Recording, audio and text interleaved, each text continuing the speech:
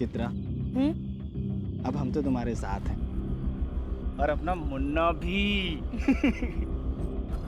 अब भगवान से क्या मांगोगी? मैं मांगूंगी कि आप और मुन्ना हमेशा मेरे साथ रहें।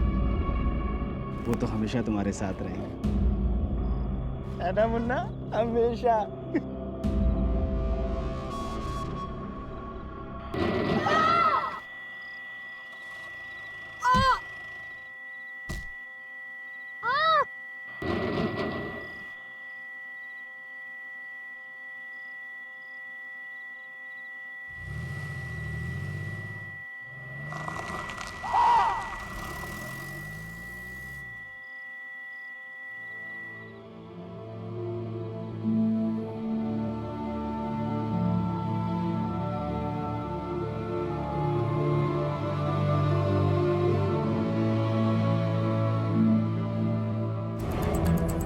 सर इसी जगह एक्सीडेंट हुआ था और जब एक्सीडेंट हुआ था तब करीब सुबह के 5 बजे थे। तब कोई चश्मदीद गवाह नहीं था, लेकिन एक आदमी ने उन्हें देखा था हादसा होने के बाद। बुलाओ। इधर आओ। नमस्ते सर। नमस्ते। क्या देखा तुमने? हम नाइट ड्यूटी करके सब घर लौट रहे थे, तकरीबन सुबह के 5 बजे होंगे। हमने देखा खून में सने हुए कुछ लोग पड़े हैं सर, तो हमने 100 नंबर पे कॉल कर दी। और कोई गाड़ी देखी? नहीं सर।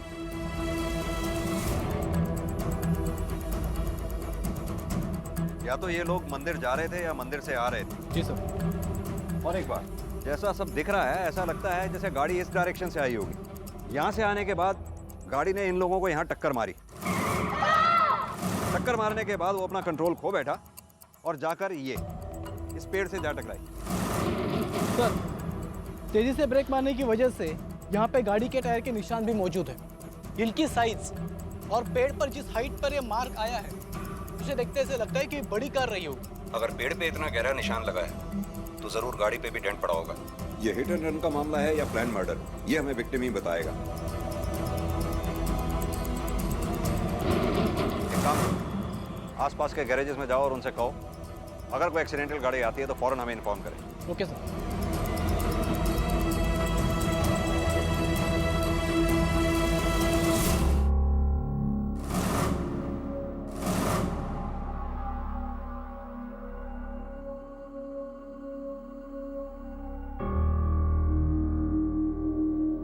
मेरा पति। अरे क्या कर रही हैं आप? आपको उठने की परमिशन नहीं है। बताइए ना, वो लोग ठीक है ना? हम आपके पति को नहीं बचा पाए।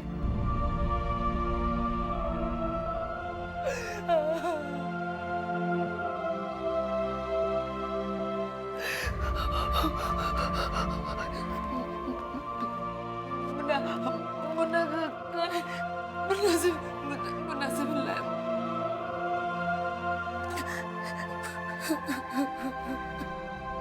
एक लापरवाह ड्राइवर एक महिला और उसके पूरे परिवार को अपनी गाड़ी की पहियों के नीचे कुचलकर भाग गया था। इस हादसे में उस महिला के पति की मौत मौके पर ही हो गई थी और उसका मासूम बच्चा अब भी खतरे से बाहर नहीं था। उसी रात एक और घटना घटी जिसमें दिल्ली जयपुर हाईवे पर एक व्यक्ति की चाकुओं से गोदकर हत्या कर दी गई। ये दोनों घटनाएं देखने में अलग थी, अलग इलाकों में घटी थी और घटनाओं की वजह भी अलग थी, लेकिन फिर भी ये दोनों एक दूसरे से जुड़ी हुई थी।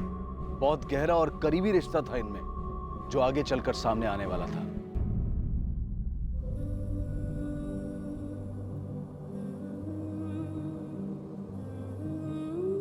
इसे काफी गहरी चोट लगी है। हमने इसे बचा तो लिया, लेकिन ये अब कभी देख नहीं पाएगा।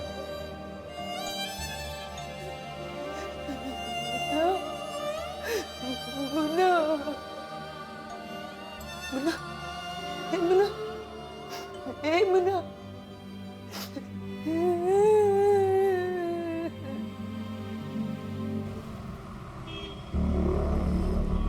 हम आपकी हालत समझ सकते हैं। वो क्या है, केस की तहकीकात करने के लिए हमारे लिए कुछ बातें जानना बहुत जरूरी होता है, जैसे गाड़ी किस रंग की थी, नंबर क्या था या कौन चला रहा था, कुछ भी जो आपने देखा हो। कुछ नहीं देख पाई, बस गाड़ी चलाने वाले को देखा था। कौन था वो?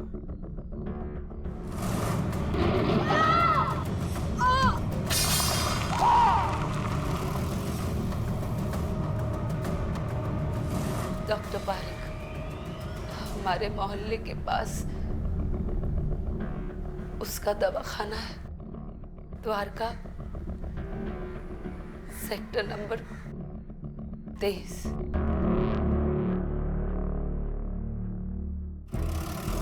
मुझे लग रहा है ये मामला सिर्फ एक्सीडेंट का नहीं, कुछ और भी है जो उससे जुड़ा हो सकता है। कोई खास वजह सर? हाँ, चित्रा का बयान। उसने कार का रजिस्ट्रेशन नंबर नहीं देखा, बात समझ में आती है, ऐसा हो सकता है, लेकिन सड़क पर गिरे होने के बावजूद इतनी बुरी कंडीशन में और वो भी अंधेरे में उसका ड्राइवर को देख लेना और पहचान लेना, बात समझ में नहीं आती। लेकिन सर वो झूठ क्यों बोलेगी?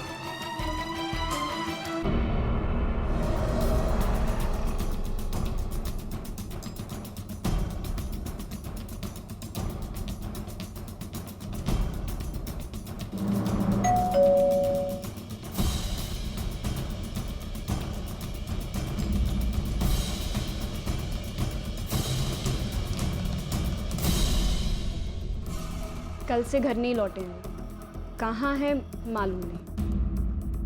आपके फादर कल से घर नहीं लौटे हैं और आपने उन्हें ढूंढने की या पुलिस की मदद लेने की कोई जरूरत नहीं समझी। आपके फादर एक हिट एंड रन केस में सस्पेक्ट हैं। बेहतर होगा अगर कुछ जानती हैं तो वो बता दें। सर मैंने बोला ना आपको, हमें कुछ नहीं मालूम है कहाँ गए वो। ये मैडम आपके हाथ में चोट कैसे लगी?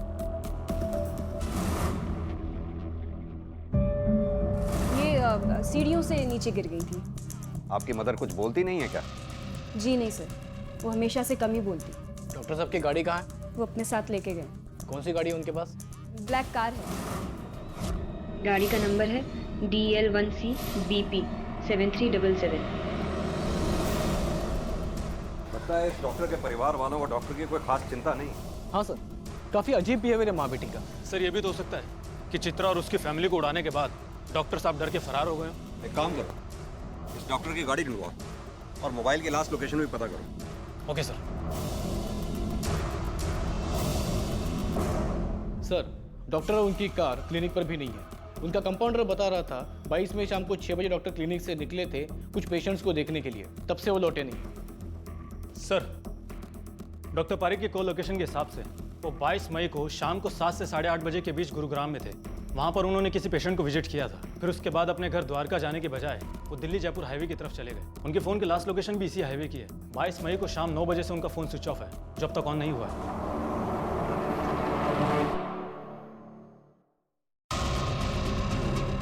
डॉक्टर पारिक दिल्ली से बाहर कहीं या फिर जयपुर जाने वाले थे? नहीं सर, हमें नहीं पता। मैडम, हमें आपके हस्बैंड की एक हिट एंड रन केस में तलाश है और हमें ये बात भी अच्छी तरह से पता है कि वो घटना होने के करीब 8 घंटे पहले से खुद से लापता है। We need your cooperation. वो जिंदा है या मर गए?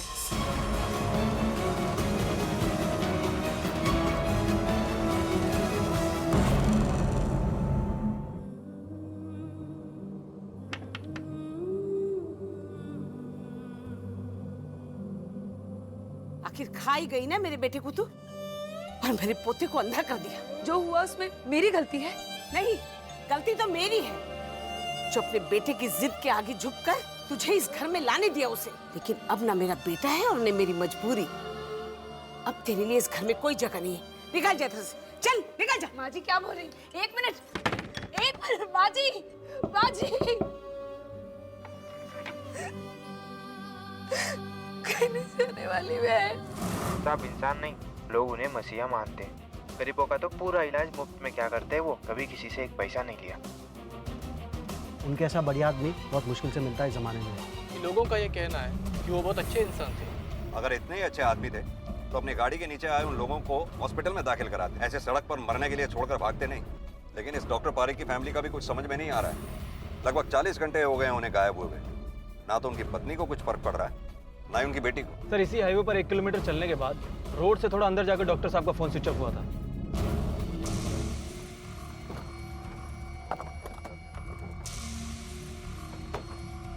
सर, यही वो लोकेशन है जहाँ पर डॉक्टर पारिक का फोन स्विच ऑफ हुआ था।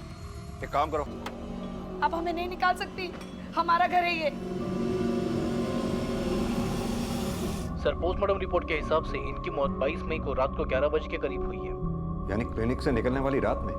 Yes sir.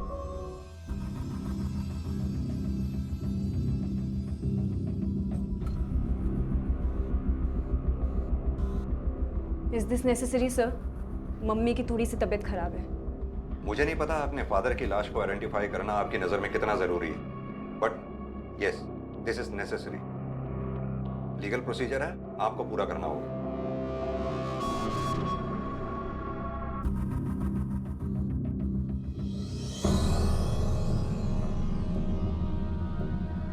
जी हाँ सर, यही है डॉक्टर मनोज पारेख।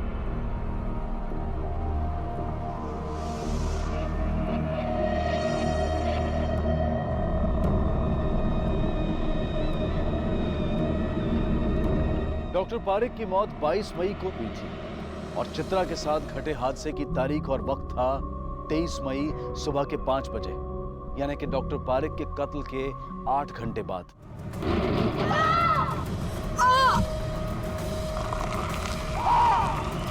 लेकिन चित्रा का कहना था कि जो गाड़ी उसे और उसके परिवार को टक्कर मारकर गई उसे डॉक्टर पारेख ही चला रहे थे। कौन था वो? डॉक्टर पारेख। लेकिन ये कैसे मुमकिन था कि जिस व्यक्ति की मौत हो चुकी हो वो अपनी मौत के 8 घंटे बाद गाड़ी चलाता हुआ आए और एक्सीडेंट करके गायब हो जाए? मतलब साफ था कि या तो चित्रा ने उस गाड़ी के ड्राइवर को ठीक से देखा नहीं था या फिर चित्रा झूठ बोल रही थी। और सवाल यह था कि अगर चित्रा झूठ बोल रही थी तो क्यों? दूसरी तरफ डॉक्टर पारेख का परिवार भी पुलिस के लिए किसी उलझन से कम नहीं था, जो कि उनके गायब होने के वक्त से ही अजीब बर्ताव कर रहा था और उनकी मौत के बाद भी उसके बर्ताव में कोई बदलाव नहीं आया था। कहीं इसकी वजह यह तो नहीं थी कि डॉक्टर पारेख के कत्ल का कोई सिरा उसके अपनों से जुड़ा था? आपकी हालत काफी खराब थी उस समय, इसलिए हमने आपको समय दिया। अब बताइए। क्या बताऊं साहब? यही कि आपने हमसे झूठ क्यों कहा कि वो गाड़ी डॉक्टर पारेख चला रहे थे, जबकि आपके एक्सीडेंट से काफी पहले उनकी हत्या हो चुकी थी। वो गाड़ी कैसे चला सकते थे? क्या बोल रहे हैं साहब? डॉक्टर पारेख की हत्या? जी साहब, मैंने आपसे कोई झूठ नहीं बोला।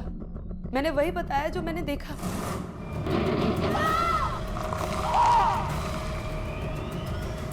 मैं क्यों उनका झूठा नाम लूंगी साहब? उनका बहुत बड़ा एहसान है हम पे साहब। मेरे पति बहुत बीमार थे साहब और हमारे पास इलाज कराने के पैसे भी नहीं थे।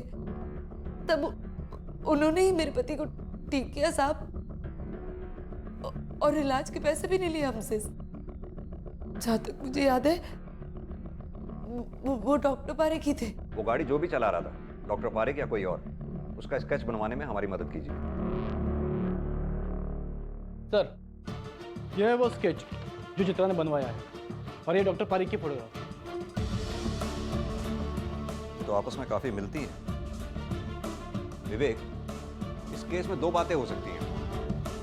एक तो उस गाड़ी चलाने वाले की शक्ल डॉक्टर पारेख से बहुत ज्यादा मिलती हो, या फिर ये चित्रा हमें बेवकूफ बना रही है। एक काम करो, ये चित्रा की हिस्ट्री निकालो, देखो इसमें डॉक्टर पारेख कहाँ कहाँ दिखाई देता है, और साथ ही मृणाल और कंचन की कुंडली भी निकलवाओ। उसे डॉक्टर पारेख की कुंडली से मैच करा के देखो कि इनकी कुंडली में प्रॉब्लम है क्या। Okay sir.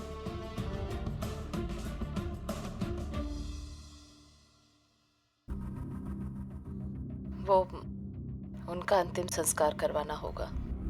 हिलो मत, लग जाएगा। अच्छे से होना चाहिए सब कुछ, कोई कमी नहीं रहनी चाहिए। जो भी है आखिर है तो। मैंने कहा ना, हाथ मत हिलाओ, लग जाएगी आपको। मैं जानती हूँ तू ये सब क्यों कह रही है, पर अब तो वो इस दुनिया में भी नहीं है।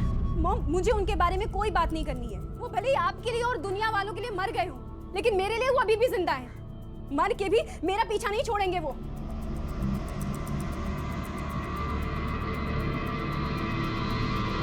डॉक्टर पारेख की फैमिली के बारे में क्या और कितना जानते हो तुम? सर, 2 लोग और हैं उनकी फैमिली में, एक उनकी बेटी, एक उनकी वाइफ, बस इतना ही जानता हूँ। डॉक्टर साहब अपनी फैमिली के बारे में ज़्यादा बात नहीं किया करते थे और ना ही वो लोग कभी यहाँ आते थे। कब से काम कर रहे हो डॉक्टर साहब के यहाँ? सर, करीब 10 सालों से। तो तुम्हारे कहने का मतलब है पिछले 10 सालों से डॉक्टर साहब की फैमिली का कोई भी मेंबर क्लिनिक में नहीं आया? सर, दरअसल उनकी वाइफ भी पहले डॉक्टर थी। डॉक्टर थी? मतलब डॉक्टर पारेख की वाइफ मिसेस पारेख डॉक्टर हैं? जी हाँ, वो पहले प्रैक्टिस भी किया करती थी लेकिन फिर छोड़ दी। क्यों? सर, ये नहीं पता, लेकिन उनका खुद का भी कोई ट्रीटमेंट चल रहा है बहुत सालों से। सर, लोग तो ये भी कहते हैं कि वो थोड़ी सी हिली हुई है, शायद इस वजह से प्रैक्टिस छोड़ दी हो। और उनकी बेटी? सर, जहाँ तक मुझे पता है वो हिसाब से डॉक्टर साहब और उनकी बेटी के बीच में ज़्यादा नहीं बनती थी। पिछले 1 साल से उनकी बेटी अलग ही रहती थी। वो मैडम से मिलने रोज आती थी घर, लेकिन डॉक्टर साहब उनके सामने भी आ जाए तब भी वो उनसे बात नहीं करती थी।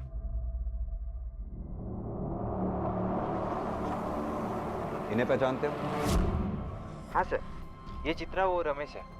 सर रमेश को टीबी थी, जब उसकी टीबी बिगड़ गई तब उसे यहाँ लेके आए थे इलाज के लिए, और इसका इलाज हमारे साहब ने किया है।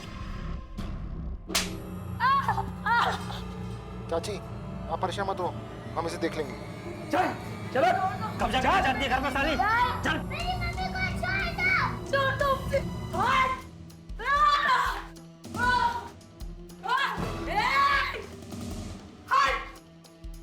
ये मेरे पति का घर है, मुझे यहाँ से कोई नहीं निकाल सकता, समझे? एक कदम भी आगे बढ़ाए ना तो मैं खुद का गला रेत दूंगी, और वरना कभी फिर पूरी जिंदगी तुम लोग पुलिस स्टेशन के चक्कर काटते फिरना। निकलो ऐसे, निकलो। ए, चलो चाची। निकाल, पागल हो गई, निकाल।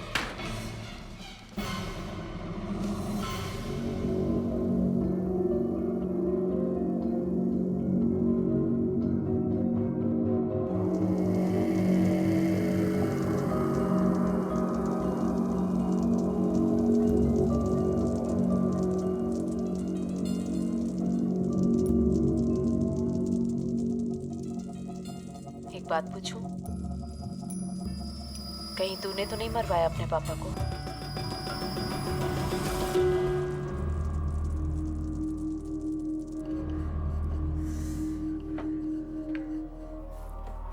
अरे अब जब यहाँ रहने ही लगी है तो अपने लिए रोटियां बना रही है ना, मेरे लिए भी 2 रोटी बना देना। मैंने कहा मना किया है माँ जी, आप ही हमेशा। अभी देती हूँ खाना आपको, आप बस मुन्ना पर नजर रखिए, कहीं गिरकर चोट ना लगा ले।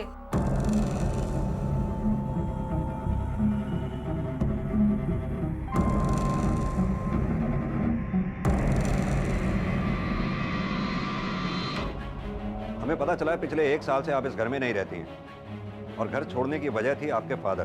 बनती नहीं थी आपकी आपस में, कोई खास वजह? दुनिया में हर एक की आपस में बने ऐसा जरूरी तो नहीं है ना। हर एक में और बाप बेटी के रिश्ते में फर्क होता है मिस कंचन। मेरी और उनकी थिंकिंग मैच नहीं होती थी। और आप मिसेस पारेख, किस चीज का इलाज चल रहा है आपका? डिप्रेशन का? अपने डॉक्टर का नाम बता सकती हैं आप? डॉक्टर सुषमा सक्सेना।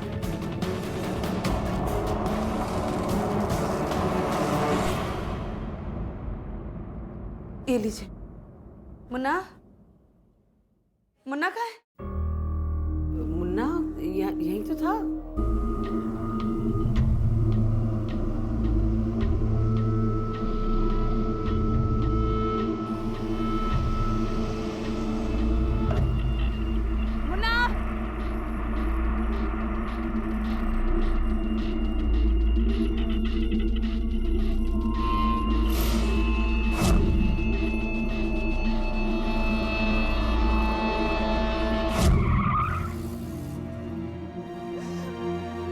तू ठीक है ना?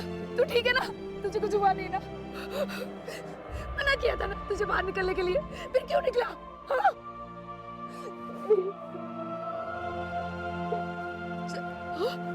कर जा। What? मिसेस पारेख पिछले 8 साल से डिप्रेशन का शिकार हैं। जी हाँ। हमने मिसेस पारेख के लेफ्ट हैंड की कलाई पे पट्टी बंदी देखी थी। पूछने पर उनकी बेटी कंचन ने बताया कि वो सीढ़ियों से गिर गई थी, लेकिन जी नहीं, ऐसा कुछ नहीं हुआ था। अपनी कलाई मृणाल ने खुद काटी थी, और अपनी जान लेने के लिए ऐसा वो पहले भी कई बार कर चुकी है, वो भी अलग अलग तरीकों से। लेकिन क्यों? एक्चुअली इसकी शुरुआत तब हुई जब उसे अचानक से अपनी प्रैक्टिस छोड़नी पड़ी। प्रैक्टिस छोड़ने की कोई खास वजह? एक्चुअली शुरुआत में जब भी मैं उसकी बॉडी पर अलग अलग चोटों के निशान या जले हुए का निशान देखती और उससे पूछती, तो हमेशा उसका एक ही जवाब होता कि मैं खुद ही खुद को चोट पहुंचा रही हूँ। कि बेटी और उसके हस्बैंड भी यही कहते थे, पर पता नहीं क्यों मुझे उनकी बातों पर विश्वास नहीं होता था। ऐसा लगता था कि सब लोग झूठ बोल रहे हैं, बात कुछ और है। डॉक्टर पारेख की पत्नी मृणाल सीवियर डिप्रेशन का शिकार थी, और अपनी बेटी से भी उनकी कुछ खास नहीं बनती थी। पर क्या इस बात का डॉक्टर पारेख की हत्या से कोई संबंध था? चित्रा के साथ हुआ हादसा और डॉक्टर पारेख की हत्या, ये दोनों घटनाएं एक दूसरे से जुड़ी हुई दिखाई दे रही थीं, लेकिन ये जुड़ाव बहुत ही उलझाने वाला था। एक तरफ पुलिस को लग रहा था कि डॉक्टर पारेख की फैमिली जरूर कोई बात छुपा रही है, कोई ऐसी बात जिसका संबंध इस केस से हो सकता है। दूसरी उलझन थी चित्रा का वो बयान जिसमें वो रो रो कर ये कह रही थी कि जिस हादसे में उसने अपने पति को खोया था उसके जिम्मेदार डॉक्टर पारिक थे, जो कि उस दिन वो गाड़ी चला रहे थे। लेकिन ये नामुमकिन दिखाई दे रहा था क्योंकि पोस्टमार्टम की रिपोर्ट के अनुसार डॉक्टर पारिक की मौत चित्रा के साथ हुए हादसे से बहुत पहले हो चुकी थी। साथ ही डॉक्टर पारिक की कार भी अभी तक पुलिस को नहीं मिली थी। तो कोई तो एक कड़ी थी जो इन दोनों पहेलियों को एक दूसरे से जोड़ती थी, लेकिन अब तक मिसिंग थी। रमेश और चित्रा, उनके बीच के रिश्ते कैसे थे? बहुत प्यार करते थे दोनों एक दूसरे से। चित्रा तो बहुत ख्याल रखती थी रमेश भाई जी का। साहब जी, रमेश की माँ रमेश के ब्याह के खिलाफ थी, पर रमेश अड़ गया। रमेश तो फिर शादी करके ही माना। बेचारा रमेश पिस जाता था बुरी तरह। कभी कभी जब उसकी लिमिट क्रॉस हो जाती थी तो आ जाता था बैठ के पीने के लिए। साहब उसको घर की टेंशन बहुत थी। साहब जी, वो उसके जान के पीछे पड़ी रहती सी मेरे बेटे नू मार दिता। इतना ही नहीं साहब जी, ओनू अपने पौधे दे नाल भी प्यार दी सी।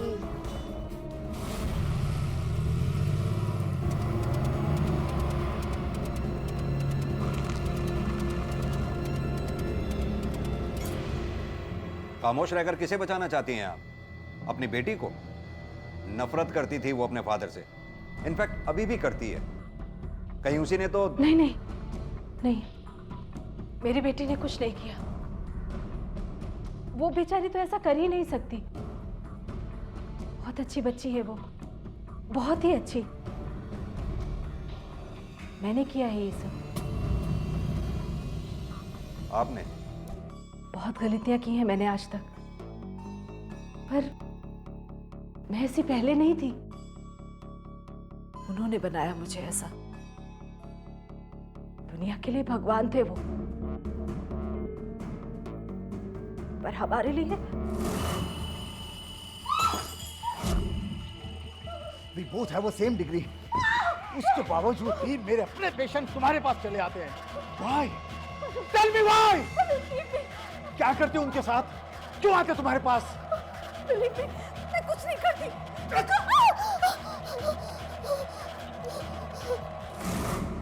बस यही वो अकेली वजह थी जिसके चलते वो अलग अलग तरीकों से मुझे सजा देते थे, किसी भी बात पर। मुराल, शर्ट हो गया? हाँ। दो।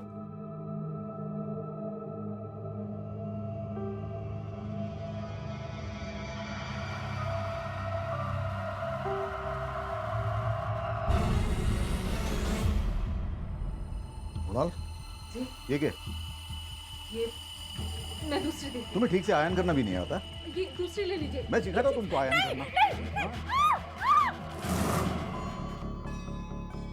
मैं हमेशा यही सोचती थी कि कहीं मुझसे कोई गलती ना हो जाए, जिसके चलते मनोज को बहाना मिल जाए और फिर वो मुझे। धीरे धीरे मैं कंफ्यूज रहने लगी। अपने किए हुए हर काम के लिए, अपने लिए हुए डिसीजन पर, अपनी किसी भी चीज पर यकीन नहीं रहा मुझे। लेकिन आप एक डॉक्टर थी Mrs Parik, a highly educated woman. आपने आवाज क्यों नहीं उठाई इस टॉर्चर के खिलाफ? पुलिस की मदद क्यों नहीं ली आपने? अपनी बेटी के लिए, आखिर मुझे उसे भी बचाना था। उसके साथ भी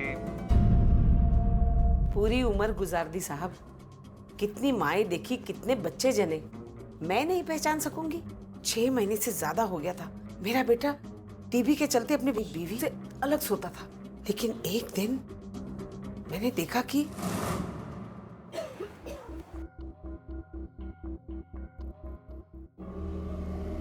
कहाँ मुंह काला कर कर आ रही हो? जैसा आप सोच रही हैं वैसा कुछ भी नहीं। तबीयत खराब है बस मेरी। ये भी तो हो सकता है कि रमेश और चित्रा के बीच कुछ हुआ हो। बिल्कुल नहीं साहब, क्योंकि रमेश अपनी बीवी और बच्चे से बहुत प्यार करता था, इसीलिए तो टीबी के डर से उनसे अलग सोता था। यानी इस वक्त चित्रा प्रेग्नेंट है? अरे ऐसी नाजायज औलाद को कोई रखता है क्या? गिरवा लिया होगा बच्चे को। लेकिन इन सब बातों को तुम्हारे पास कोई सबूत नहीं है, और ये भी तो हो सकता है ये सब तुम्हारी कोई गलतफहमी हो। मैं मान लेती अगर मैंने उस दिन उसे छुप छुप कर एक आदमी से मिलते हुए नहीं देखा होता तो। कौन था वो? मैं नहीं जानती कौन था, लेकिन उसका यार ही होगा ना, और कौन होगा? ये था। अरे नहीं, ये तो हमारे डॉक्टर साहब हैं जो हमारे रमेश का इलाज कर रहे थे। वो आदमी तो हमारे रमेश की उम्र का ही था और आता भी मोटरसाइकिल पर था। मृणाल जी ने हमें सब बता दिया, लेकिन फिर भी हम तुम्हारे मुंह से सुनना चाहते हैं। अगर मॉम की हालत ऐसी ना होती ना तो मैं कब का मर चुकी होती या फिर कहीं भाग गई होती। कि मॉम की मेंटल कंडीशन के चलते मेरा उनके साथ रहना हर वक्त जरूरी था, रात में भी और दिन में भी।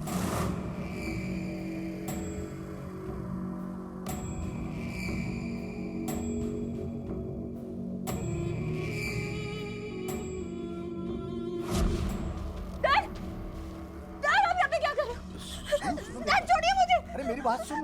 छोड़िए मुझे। एक मिनट बात सुन। कुछ नहीं होगा। मैं आपकी बेटी हूँ, आप क्या कर रहे हो डैड? बता मॉम को क्यों बुला रही हो? छोड़ दो, आप क्या कर रहे हो? छोड़ो,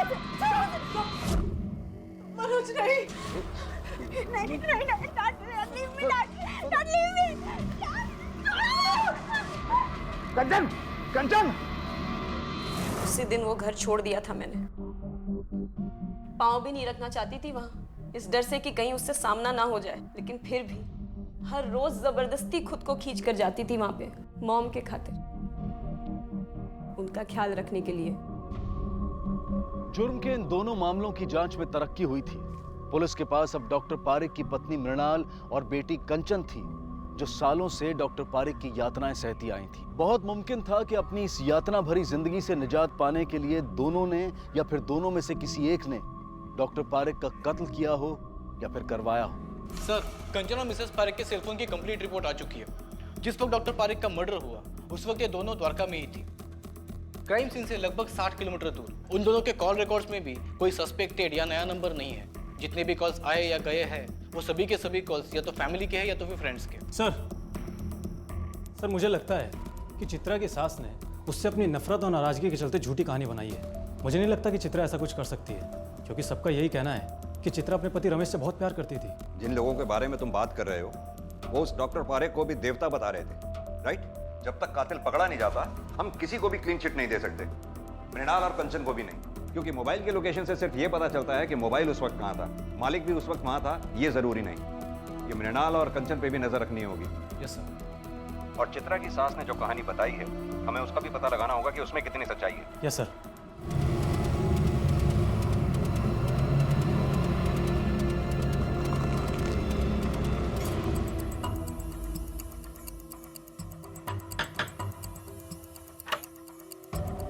देवराज।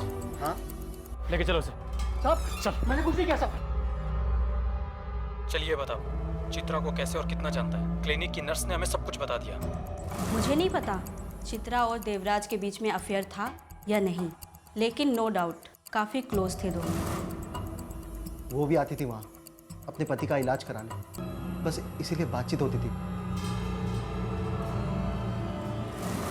अगर आपको लग रहा है कि कुछ ऐसा वैसा था हमारे बीच, तो वैसा कुछ नहीं था।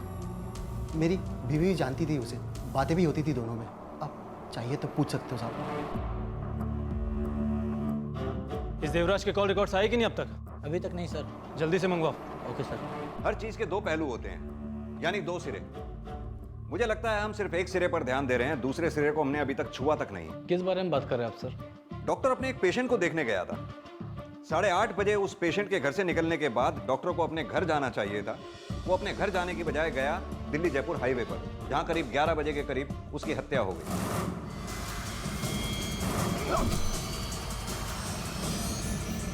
ऐसा क्या हुआ होगा जो उस डॉक्टर को उस पेशेंट के घर से निकलने के बाद अपने घर जाने की बजाय दिल्ली जयपुर हाईवे पर जाना पड़ा हो? हमें इसका पता लगाना होगा। वह तो सर जो था मेरा ट्रीटमेंट इत्थे चल रहा है, तकरीबन डॉक्टर साहब 10 दिन बाद आंदे सी रूटीन चेकअप वास्ते, तो वैसे ही उस दिन भी आए।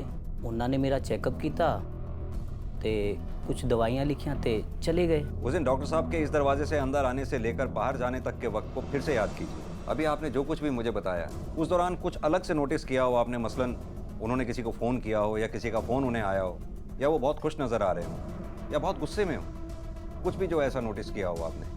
हाँ, वो उस दिन कुछ नाराज लग रहे थे, कुछ बड़बड़ कर रहे सी, किसी को गालियाँ दे रहे सी। मैं उन्होंने पूछा पर उन्होंने कोई जवाब नहीं दिता। हाँ, एक गल होर सर, वो जो इत्थों गए ना ਉਹਨਾਂ ਦਾ ਮੂਡ ਬਿਲਕੁਲ ਫਰੈਸ਼ ਸੀਗਾ।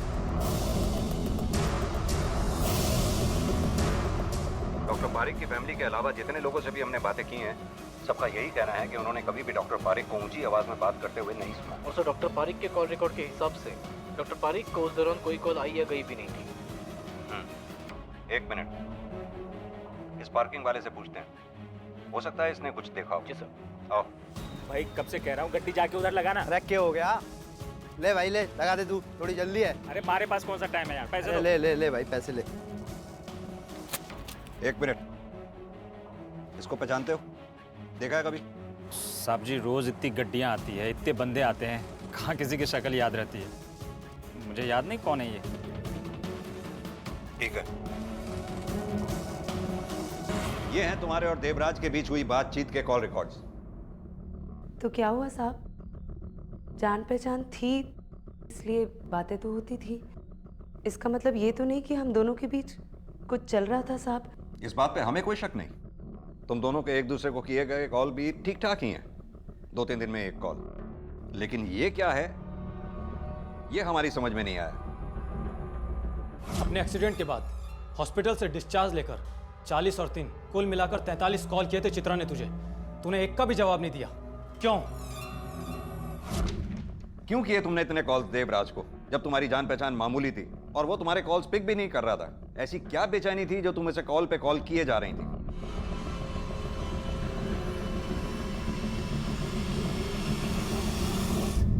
उस पेशेंट के घर के अंदर जाते समय डॉक्टर पारिक गुस्से में था और निकलते वक्त नॉर्मल। हालांकि इससे हमें कुछ हासिल नहीं होता। इधर चित्रा और देवराज हैं जो खामोश हैं, लेकिन उनके पास सॉलिड एलिबाई है कि डॉक्टर पारिक के मर्डर के वक्त वो मौका वारदात से कोसों दूर थे। इसके अलावा दोनों इतने पैसे वाले भी नहीं है सर कि किसी किराए के कातिल को हायर कर सके। इससे भी बड़ा सवाल है मोटिव का। मुझे कोई मोटिव नहीं दिखाई देता उनके पास, बल्कि अपने आपस के रिश्तों को लेकर उनकी खामोशी मुझे कहीं ना कहीं खटक रही है। लग रहा है जैसे इस खामोशी का मकसद बदनामी का डर नहीं बल्कि कुछ और भी है। शायद इस डॉक्टर पारिक का पूरा सच अभी हमारे सामने आया ही नहीं है। कुछ है जो हमसे छूट रहा है। एक काम करो राकेश, डॉक्टर पारिक के क्लिनिक से उसके सभी पेशेंट्स की लिस्ट निकलवाओ, सबसे बात करो। Okay sir.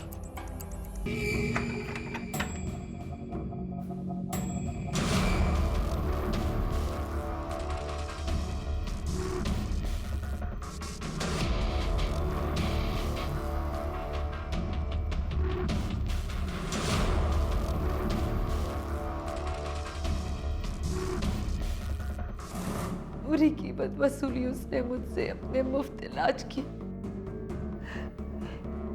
एक बार अबॉर्शन भी करवाना पड़ा मुझे साहब। जब मेरी और चित्रा की दोस्ती हुई तब मुझे पता चला वो पारिक जो फ़ायदा मेरी बीवी की मजबूरी का उठा रहा है वही वो चित्रा के साथ भी कर रहा था। तो हम दोनों ने तय किया कि हम उसे जान से मार डालेंगे, लेकिन मेरी बीवी ने मुझे रोक लिया।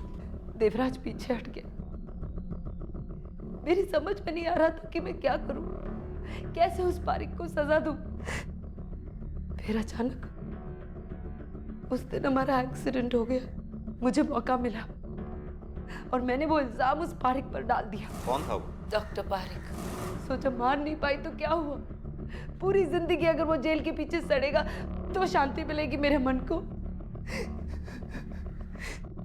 देवराज को यही बताने के लिए मैं उसे लगातार फोन कर रही थी सब। मैंने उसके फ़ोन नहीं उठाया क्योंकि मुझे लग रहा था कि वो वापस डॉक्टर पारिक को मारने की बात करेगी। वो आदमी कौन था जिसने तुम्हारा एक्सीडेंट किया?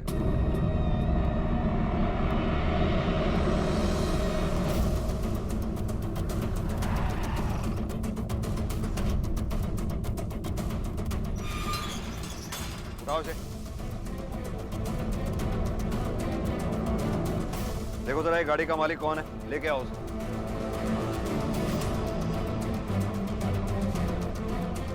मैंने कुछ नहीं किया सर। सर मेरी बात तो सुनो। सर मेरी बात तो सुनो, मैंने कुछ नहीं किया, मैं बोल रहा हूँ। Listen to me sir please. गाड़ी। सर प्लीज मुझे मैंने कुछ नहीं किया सर, मुझे क्यों डाल रहे हो? Sir sir please listen to me sir, मैंने कुछ नहीं किया है।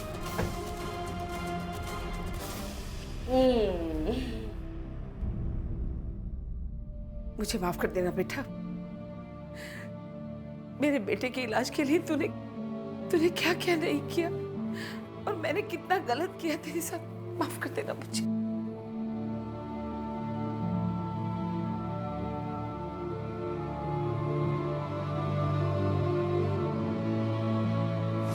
सर उस लड़के ने मान लिया है कि चित्रा उसकी फैमिली का एक्सीडेंट उसके कार से हुआ था।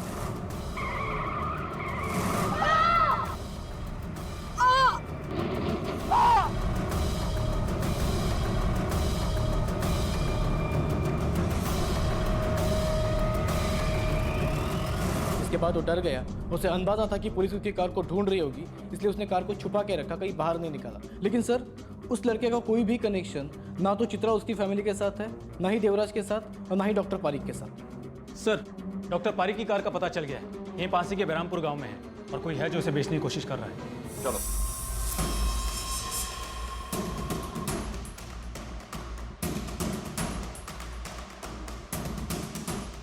आजा मैं चल चल डालो गाड़ी में, डालो गाड़ी में, गाड़ी में डाल, देख पकड़।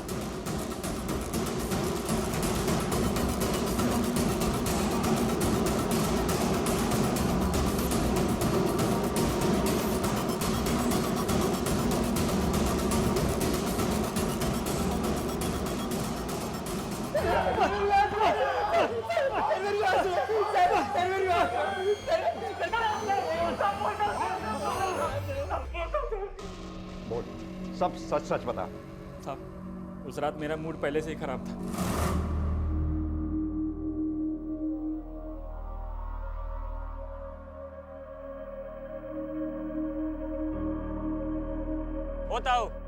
होता हूँ पैसे दिए बगैर जा रहे हो यार, हैं? ज्यादा होशियार से क्या तू? कैसी बात कर रहे हो तुम? कोई था क्या यहाँ पर? खाना बिजी है क्या तू? मूतने गया था, इंतजार नहीं कर सकता क्या? ले चल। तुम्हारे 25 रुपए के चक्कर में ये 500 का छुट्टा कराऊं क्या? हैं? चल छुट्टे दे। नहीं है मेरे पास। मैं कैसी बात कर रहे हो तुम? है? जानते हो मैं कौन हूँ? बाप ना है मारा, समझा? बाकी जो भी है मारे टुल्लू से। चल छुट्टे दे, टाइम नहीं है हमारे पास। नहीं है मेरे पास, लौटते वक्त देता हूँ। ओ ताऊ पैसे दे के जा। तो कौड़ी के गवार मेरे कंधे पर हाथ रखता है, बहुत बर्दाश्त कर लिया मैंने। एक पुलिस को फोन करूंगा ना तो पिछवाड़ी की सारी चमड़ी छील देगी पुलिस। बदतमीज कहीं। साले पुलिस की धमकी देता है, अभी बताता हूँ तेरे को। रुक। सर इसका फोन आया और हम पार्किंग में आ गए। ताऊ भीतर बैठ जा, चाबी दे दे।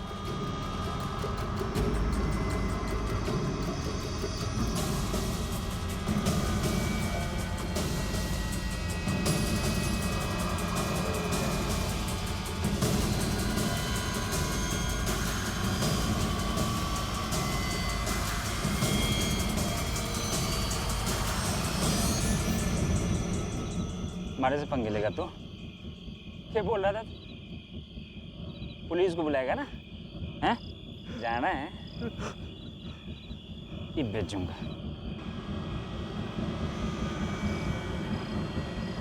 ताऊ।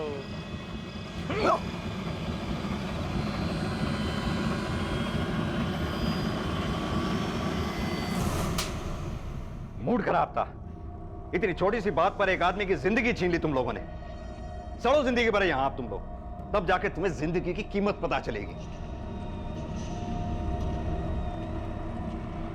व्यवसायिक जीवन में अपनी असफलता और पत्नी की सफलता से कुंठित होकर डॉक्टर पारिक ने जो अपनी पत्नी और बेटी के साथ किया, उसे देखकर रोंगटे खड़े हो जाते हैं। दूसरी तरफ डॉक्टर पारिक के हाथों शोषण का शिकार हुई चित्रा ने भी अपने गुस्से को अपनी समझ पर हावी होने दिया और कानून का दरवाजा खटखटाने की बजाय खुद इंसाफ करने निकल पड़ी।